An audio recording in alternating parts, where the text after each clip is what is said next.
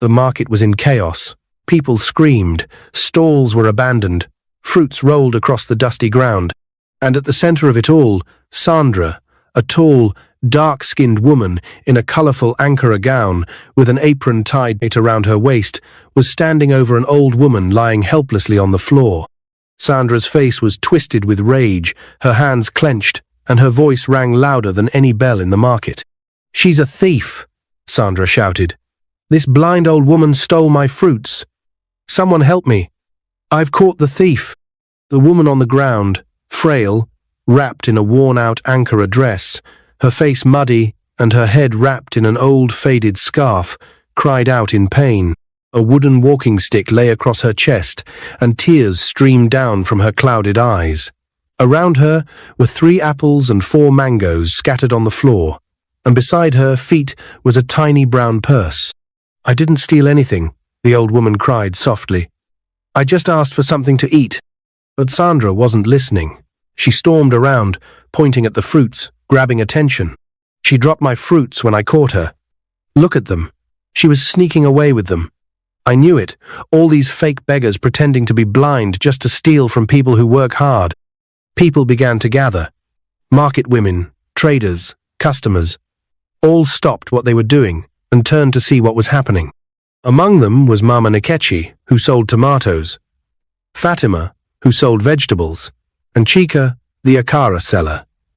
They watched with heavy hearts. This wasn't new. Sandra was always fighting, always shouting, always angry at someone. But today felt different. "Sandra, stop this," one woman whispered as she tried to pull her away from the old woman. "You're going too far." "Let me be," Sandra barked, shoving her off. "This woman came to spoil my day. I haven't sold anything since morning." And then she appears with her cursed begging and tries to ruin my sales. The old woman tried to sit up, but Sandra shoved her back again. "Stay down. Thief!" Then, the old woman slowly reached into her little bag. The crowd froze. Some expected her to pull out something dangerous, but what she brought out made jaws drop. It was a brand new iPhone. She unlocked it with her fingerprint and calmly made a call. Her voice trembled slightly, but she spoke clearly. "Johnson, bring the car. And the security team. We're at the market. I'm ready." Everyone went silent. Even Sandra blinked, confused. She laughed nervously. "She's acting again. Just look at her. She's not blind. This is how they pretend. Next thing, she'll say she's the president's sister." But before the laughter could finish, engines roared at the market entrance. Heads turned. 2 black cars, a sleek Bentley and a Rolls-Royce, rolled to a stop right outside the market. 4 hefty security men in black suits stepped out. They moved fast, parting the crowd, and stood beside the old woman like they were guarding gold. And then, something happened no one would ever forget. The beggar stood up slowly. Her hands moved to her head. She unwrapped the faded scarf. She wiped her face with a clean white cloth from her bag, revealing smooth, glowing skin beneath. She took off her muddy dress, and underneath was a golden gown that shimmered under the sunlight. Everyone gasped. Standing before them wasn't an old beggar. It was Olivia Donald, billionaire CEO of Donald Group of Companies, a powerful businesswoman, daughter of late business tycoon Donald Johnson, one of the richest women in Nigeria. People stared in disbelief. Mouths hung open. People brought out their phones to record. Some just stood, frozen in shock. Sandra fell to her knees. Her mouth trembled. Her hands shook. I didn't know," she stammered. "I'm sorry, please, Ma, I didn't know." But Olivia's eyes were sharp, filled with hurt. "What did I ever do to you?" she asked, her voice calm but cold. "I came here dressed like a poor blind woman. I begged you, just for one fruit. Not to steal, not to trick. To see if someone like you could be kind. But you beat me.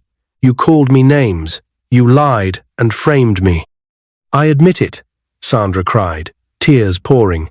"You didn't steal anything. I was angry. I lied. Please, I beg you. I've learned my lesson." "No, you haven't," Olivia said, turning to her guards.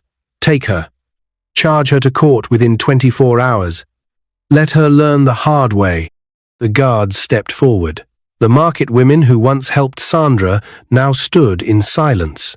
Not one voice rose to beg. They knew, deep down, Sandra had crossed every line. As Sandra was dragged away crying and screaming for help, a voice in the crowd whispered, "She accused a poor blind beggar of stealing her fruits, unaware she's a billionaire." At the Oshodi police station, the small holding cell smelled of sweat and dust. Sandra sat in one corner, her knees pulled tightly to her chest, her face buried in her palms. Her apron was torn, and her once colourful ankara was now stained with dirt from the market floor. Her eyes were red and puffy from crying. But what hurt the most was not the cold cement floor she was sitting on. It was the silence. For the first time in a long time, no one was defending her. The same woman who could shout louder than thunder in the market, who always had the final word in any fight, was now as quiet as a mouse. Her hands trembled. Her lips kept muttering the same words again and again. "What have I done? What have I done?" Outside the station, word had spread like wildfire. Market women shared the story with customers. Bus conductors gossiped about it at every junction. Even mechanics and Okada riders nearby were retelling it like it was an action movie. Everyone knew Sandra, and now everyone was talking about her fall. That evening, Benjamin arrived. He was still wearing his work clothes, a faded sky blue shirt tucked into black trousers, and sweat trickled down his forehead. His face looked older than it had that morning. The moment he saw his wife sitting inside the cell, he froze. Sandra looked up. "Benjamin," she whispered, her voice broken. His eyes filled with tears, but he didn't say anything. He walked slowly to the bars. "You warned me," Sandra said, standing and grabbing the bars. "You told me. You begged me every time I insulted someone, every time I fought with people, but I didn't listen." Benjamin placed his palm on the bar near hers. "Sandra, what were you thinking? That woman is Olivia Donald. She could have you locked up for life." "I was angry," she sobbed. "We haven't made any sales in days. I felt like everything was falling apart. Then she came begging like a curse. I thought she came to ruin my day. I didn't know she just wanted help." Benjamin looked away. His jaw tightened. "You didn't even try to understand. You didn't even listen. You attacked an innocent woman, a blind woman."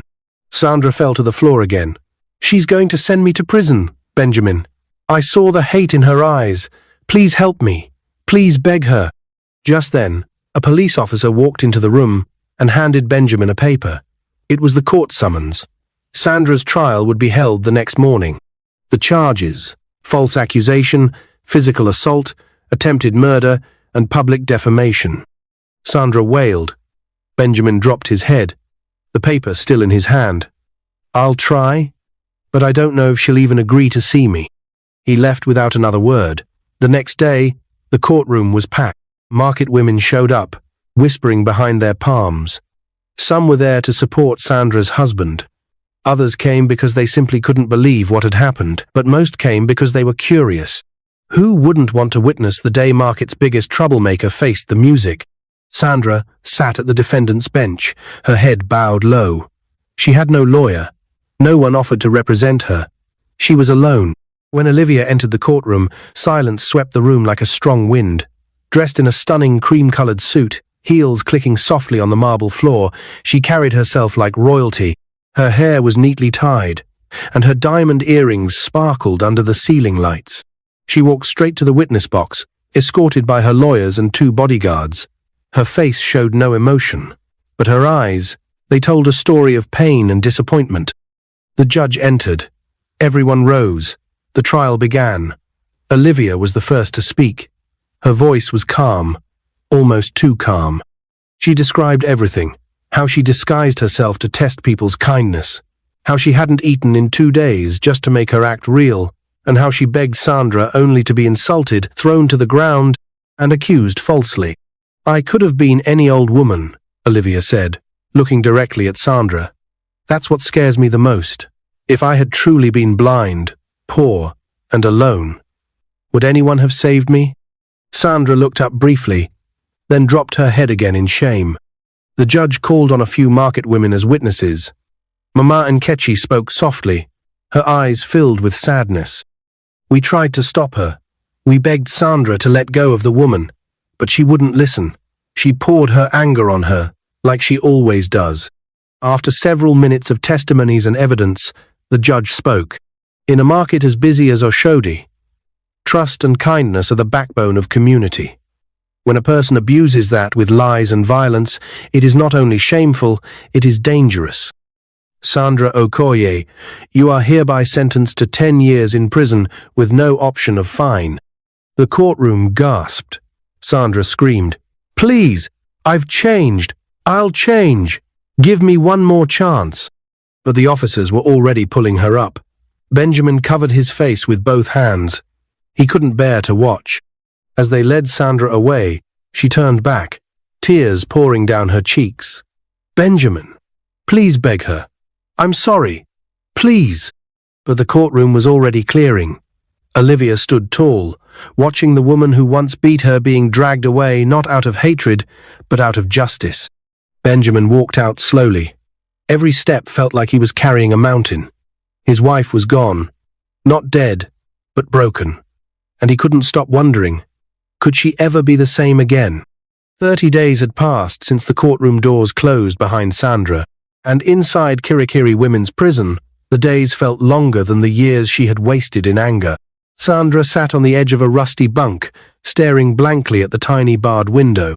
Every morning, she woke to the same routine, a cold bath, a tasteless breakfast, and the endless clang of cell doors opening and closing. There were no fights here for her to pick, no customers to yell at, no excuses to blame her behavior on. Only silence, shame, and the deep sting of regret. Her cellmates kept their distance at first, wary of her outbursts. But she didn't speak much. Not anymore. The same woman who once made Oshodi Market tremble with her voice could now barely raise it above a whisper. She wrote letters to Benjamin every day. He came to visit twice a week, never missing a day. He would hold her hands and listen to her cry. "I've changed," she would say. "Please don't give up on me." "I haven't," Benjamin always replied. "But I still pray you'll forgive yourself." Meanwhile, Olivia Donald sat in her luxurious Lagos mansion, but her heart wasn't at peace. She tried to focus on work, meetings, charity events, but every time she saw a fruit vendor, a beggar, or even an angry customer shouting in public, she remembered that moment in the market. She remembered Sandra's face, twisted in fury. And the more Olivia thought about it, the more a strange ache began to grow in her chest. One evening, she called Johnson, her most trusted staff. "Do we have anything on Sandra Okoye? Her background? Her family?" Johnson nodded. "Yes, Ma. I pulled the file after the trial." He handed her a manila folder. Olivia sat back and opened it slowly. As her eyes scanned the contents, her expression softened. Married 10 years. No children. Husband, Benjamin Okoye. Occupation, small-scale trader. Medical history, unknown. Previous complaints, several market disputes, but no formal charges. She turned the page and saw something that made her heart pause. Last known private hospital visit, 3 years ago. Diagnosis, blocked fallopian tubes, referred for surgery. No record of follow-up due to financial challenges. Olivia closed the folder gently and looked out the window. She saw herself in that woman. Not the angry Sandra who hit her in the market, but the broken woman who had no one to scream at but the world. And for the first time, Olivia felt something stronger than anger. Compassion. The very next day, Olivia arrived at Kirikiri Prison in a black SUV. She wore a simple white blouse and jeans. No makeup, no jewelry, just her quiet presence. She asked to speak with Sandra. The guards were shocked. So was Sandra. She was brought into a small visitor's room. When she saw Olivia standing there, she stopped and froze at the doorway. Her eyes widened. Ma, she stammered, dropping to her knees. "I don't deserve your presence. Please forgive me again. I was wicked. I was evil. I was." I was lost. Olivia stepped closer. Sandra, look at me. Sandra raised her eyes slowly. I've learned my lesson.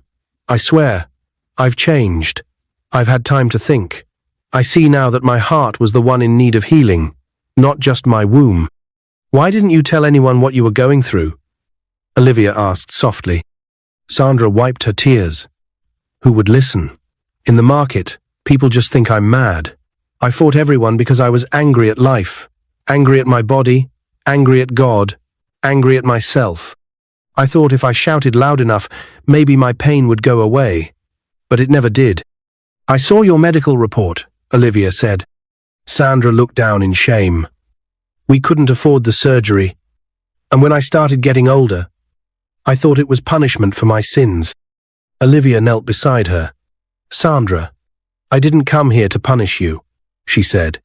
I came here to remind you that life gives second chances to those who are willing to change. Sandra broke into sobs. I don't want to be that woman again, she cried. I want to be someone my husband can be proud of. Someone kind. Someone better. You can be, Olivia whispered. And you will be. She stood up and walked to the prison officer. Prepare her release papers, Olivia said. She's been pardoned. 3 days later, Sandra walked out of the prison gate, dressed in a clean outfit Benjamin brought her. He was waiting for her outside, arms wide open. When she saw him, she ran into his arms and wept. Benjamin, I'm home. I'm really home. He held her tightly. You're a new woman now. That's all that matters. The next morning, Sandra and Benjamin visited Olivia's mansion. They waited nervously in the living room until Olivia came down from her study. Sandra dropped to her knees again. I came to say thank you, not just for freeing me, but for changing me. Olivia helped her up. You changed yourself, Sandra. I only gave you a mirror. There was silence for a moment. Then Sandra spoke again. I want to tell you something I've never told anyone else. Olivia nodded. We've been married since I was 21. I'm now 31. 10 years of no child, no help. People mocked me. Friends left me. I became bitter. I pushed everyone away, even my husband. I thought if I showed strength through anger, no one would see how broken I really was. Olivia's eyes glistened. And that's how you treated me in the market, she said quietly. Sandra nodded, crying again. I'm sorry. Olivia reached for her purse and handed Sandra a sealed envelope. There's $10,000 in there. Use it for your business and your health. I've already spoken to my doctor. She's expecting you next week. Sandra's jaw dropped. Benjamin stepped forward in shock. But Ma, why? He asked. Because real kindness doesn't just punish. It heals, Olivia replied. The three stood there in silence, one forgiving, one weeping, and one finally free. Oshodi Market hadn't been this quiet in a long time. People whispered when Sandra returned to her stall, but not the way they used to. This time, it wasn't with fear or annoyance. It was with curiosity. Some peeked from behind their stalls, wondering if she had changed. Others watched openly, arms folded, waiting for the old Sandra to erupt. But nothing came. No shouting, no insults, no dramatic accusations. Sandra simply set down her basket, arranged her fruits, swept the front of her stall with a calm face, and greeted the woman next to her. Good morning, Mama Nikechi. The tomato seller blinked. Sandra? You greeted me? Yes, Sandra said with a small smile. And if you need help this morning, I'm here. Mama Nikechi didn't know what to say. In all her years beside Sandra's stall, this was the first time she heard a greeting, let alone a kind offer. Later that day, a small boy came to the market barefoot, dusty and hungry. He stopped in front of Sandra's stall, staring at the bananas with wide eyes. She knelt down. Are you hungry? He nodded slowly. She handed him 2 ripe bananas and a sachet of water. Take this. Eat. But next time, tell someone. Okay? He smiled. Thank you, Auntie. That was the moment everything began to change. Day after day, the new Sandra showed up. She helped market women carry heavy baskets. She broke up arguments instead of starting them. She even apologized to people she had wronged in the past, including the man she once poured dirty water on. Her stall grew too small for the new traffic of customers who were curious and impressed. Everyone wanted to see the woman who went to prison for fighting a billionaire, only to return kind and humble. With the $10,000 Olivia had given her, Sandra expanded her business. She now bought her fruits wholesale and sold to other retailers. Her stall was remodeled with a wide green umbrella, wooden shelves, and a clean mat on the floor.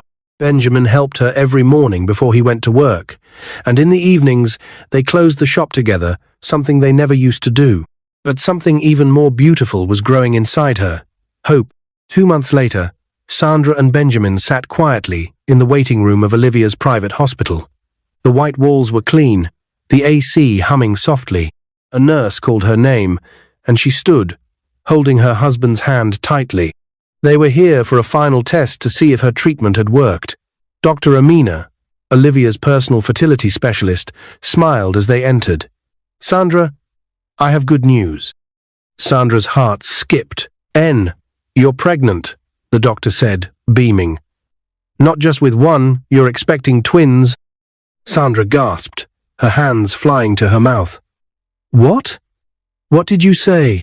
"Twins," the doctor confirmed, handing her the scan. Benjamin pulled her into his arms, both of them laughing and crying at the same time. "For 10 years, Sandra whispered, "I thought I was cursed." "You were never cursed," Dr. Amina said gently.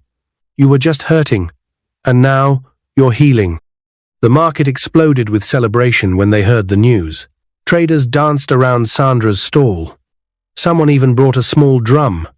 Mum Kechi cooked jollof rice in a giant pot. The Akara woman fried an extra round just for the occasion. Even the same boy Sandra had once chased away, and the same women who had once given up on her, were now hugging her, calling her Mama Ejima, mother of twins. It was a market miracle, but Sandra didn't let the joy get to her head. She knew who she had been. She knew who she had become, and she made it her mission to never return to the angry, bitter woman that lived in her heart before. She started a Saturday feeding program for beggars in the market, offering leftover fruits and food to those in need. She also partnered with Olivia's charity team to speak to market women once a month, not about business, but about kindness, mental health, and forgiveness. One sunny afternoon, Olivia visited the market herself, not as a beggar, but as a guest of honor.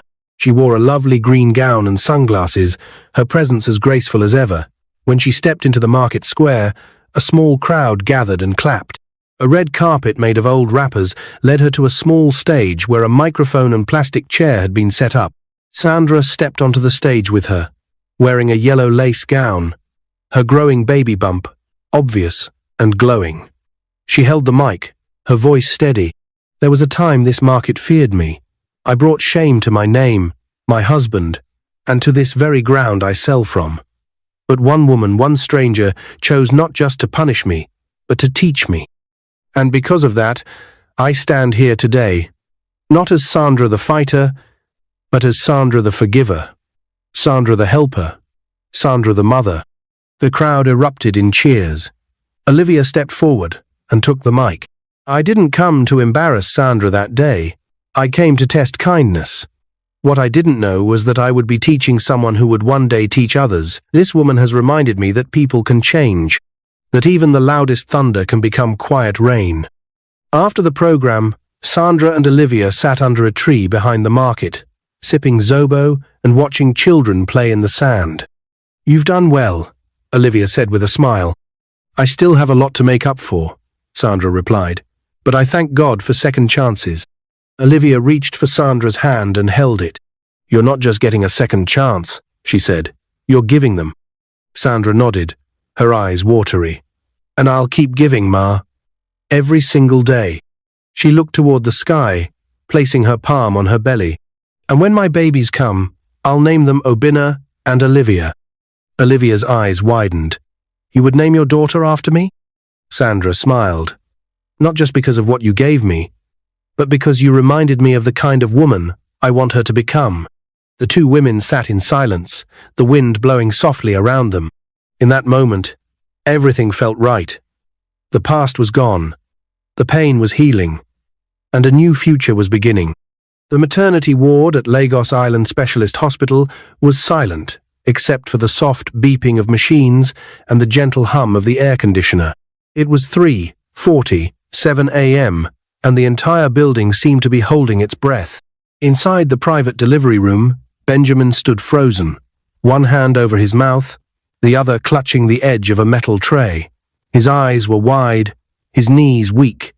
Then it happened, the sound that shattered the quiet. 2 cries, one after the other. The doctor smiled through her mask. "Congratulations, Mr. Okoye. You're now the father of twins, a boy and a girl." Benjamin broke down in tears instantly. He fell to his knees, lifted his arms to the ceiling, and whispered through sobs, "Thank you, God. Thank you. Thank you. Thank you." Sandra lay on the hospital bed, drenched in sweat, weak but glowing. Her arms trembled as the nurse gently placed the tiny bundles in her arms, one in pink, one in blue. She looked down at their little faces, perfect noses, tiny fingers, and closed eyes that fluttered gently in sleep. Her heart swelled with a love she had never known before. "Obinna," she whispered to the baby boy, brushing her lips against his forehead. "And you?" She turned to the girl, her eyes filled with emotion. "You are Olivia. My miracle, my second chance." The news of the birth spread like wildfire. By midday, the entire Oshodi market had shut down for an hour, not because of a protest or a holiday, but because they were celebrating. The woman once feared for her tongue and temper was now the woman everyone admired. Banners were printed and hung. "Congratulations, Mama Ejima. Welcome Obinna and Olivia." Fruit sellers donated a basket each. The Akara woman gave 3 large bowls to hospital staff. The entire women's union came in a chartered bus to dance in front of the hospital gates, singing praises and ululations in Yoruba and Igbo. Inside the hospital, Olivia Donald herself arrived, dressed in a cream-colored native outfit, her head wrap perfectly tied. She came alone, carrying no bodyguards this time, no staff, just a single bouquet of fresh white roses. She knocked softly and entered the room. Sandra looked up and smiled warmly. "Auntie Olivia." Olivia walked over and kissed her forehead. "I heard you named her after me." Sandra chuckled tiredly. "I had no choice. If I didn't, I would have felt I cheated destiny." Olivia looked down at the sleeping babies, then sat beside Sandra's bed. "They look strong," she said. "Like their mother." Sandra shook her head. "No. I think they'll be calm and wise, like Benjamin, or like you." Olivia laughed lightly, then her tone grew serious. "You know," she said, staring at baby Olivia's tiny fingers, "the day I met you, I wasn't sure if you were just cruel or if life had made you that way. But I've watched you. I've seen your transformation, and today I am proud to say I once sat in the dirt with the woman who now shines brighter than gold." Tears spilled from Sandra's eyes. "Thank you for seeing me even when I didn't deserve to be seen." 6 months later, Sandra stood at the entrance of her newly opened wholesale fruit depot, Twins, Fruits, and Kindness Center. The words were painted boldly in red and green over a shining glass door. The opening day was packed. Market women, customers, and local business owners filled the street, holding drinks, rice packs, and smiles. Benjamin wore a white agbada with a green cap to match the store's colors, carrying baby Obinna in a carrier. Sandra wore a golden lace gown and held baby Olivia proudly in her arms. The 2 children were now the heartbeats of her world. The store was more than just a fruit market. There was a small section inside with chairs and fans labeled Hope Corner, a place where struggling women could come, rest, and speak to counselors or simply be heard. Sandra had made it a mission to not just make money, but to give help where she once needed it most. At the ribbon-cutting ceremony, Olivia Donald stood beside Sandra once again, this time not as a secret observer of human behavior, but as a sister, a mentor, and a friend. When the microphone was handed to Sandra, she looked out at the crowd and smiled. 16 months ago, if you had told me this moment would come, I would have thrown water at you and chased you from my stall," she said, drawing laughter from the crowd. "But here I am, Not because I changed on my own, but because life taught me. Through pain, through correction, through mercy, and most importantly, through kindness. She paused, letting her words settle like the sunset over the Lagos skyline. I once accused a poor blind beggar of stealing my fruits. I didn't know she was a billionaire in disguise. But I've come to learn that the true riches in this world are not in how much money you have, but in how many lives you touch. The crowd clapped, some wiping tears. Sandra looked down at her twins. These two are not just babies. They are the answers to prayers I was too angry to even pray properly. They are my proof that no matter how far you've fallen, you can rise again. She turned to Olivia. And you didn't just forgive me. You made me believe in love again. I'll never stop thanking you. Olivia smiled and waved at the crowd. We all make mistakes. But what matters is what we do after. As music played and the celebration continued, Sandra moved through the crowd, hugging women, sharing fruit samples, laughing with children. She was no longer the angry woman who cursed people for bargaining. She was now the peacemaker, the giver, the healer of wounds she once caused. That night, after the celebration, Sandra sat quietly at the edge of her bed. Benjamin lay beside her, already drifting into sleep, holding one baby on his chest while the other rested in her arms. She looked at them, their little faces, their rising chests as they breathed, the tiny sounds they made, and smiled. She whispered into the night, not sure who she was speaking to. Thank you for not giving up on me. Then she picked up a notebook she had kept under the bed.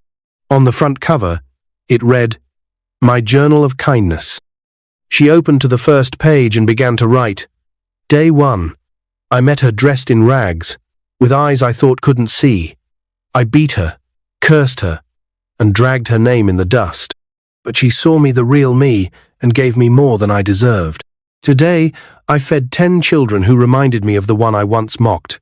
Their smiles felt better than any sale I've ever made. This is how I will live now, one good deed at a time. Sandra closed the journal and placed it beside her bed. She leaned back, resting her head as her baby girl snuggled into her arm. Outside, the city buzzed as always. But inside this Sandra's home, filled with the smell of baby powder, warm love, and soft snores, a woman who once saw the world through bitterness now saw it through light. And it all started with one accusation, of a poor blind beggar, unaware she was a billionaire, that changed her life. What is your view about this story? Where are you watching from? If you enjoyed this story, comment, share, and subscribe to our channel for more interesting stories.